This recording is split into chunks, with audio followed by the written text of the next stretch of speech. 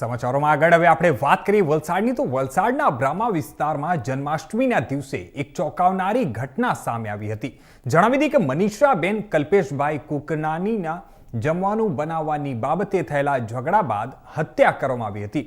મનીષાબેન પોતાના પતિના અવસાન બાદ આરોપી ભાવેશ સુમાભાઈ રાઠોડ સાથે રહેતા હતા.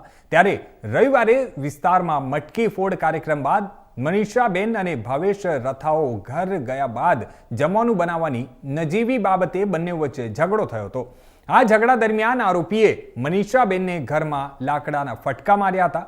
ત્યારે મહિલા દોડી ઘરની બહાર ગઈ તો ભાવેરો મનીષાબેનને રોડ પર પછાડીને માર માર્યો હતો. બૂમાબૂમ સાંભળતા પાડોશીઓ દોડી આવ્યા હતા. સ્થાનિક લોકોએ મનીષાબેનને રસ્તા પર પડેલી જોઈ તેમની મદદે દોડી આવ્યા હતા. આરોપી ભાવેશ સ્થાનિકો પર પથ્થરમારો કરી અને તેમને ભગાડ્યા હતા. જણાવી દઈએ કે આ સ્થાનિકોએ તરત જ વલસાડ પોલીસ કંટ્રોલ રૂમમાં જાણ કરી હતી. ત્યારે વલસાડ સિટી પોલીસની ટીમ તાત્કાલિક બ્રાહ્મા વવા ફળિયા ગુજરાતી સ્કૂલ પાસે પહોંચી હતી અને મનીષાબેનને ગંભીર ઇજાગ્રસ્ત હાલતમાં હોસ્પિટલ લઈ જવામાં આવ્યા હતા.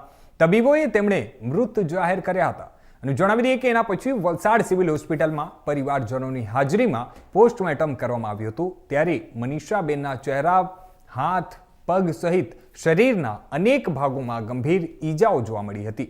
મૃતકના દીકરાની ફરિયાદના આધારે પોલીસે આરોપી ભાવેશભાઈ રાઠોડની ધરપકડ કરીને આગળની તપાસ હાથ ધરી છે.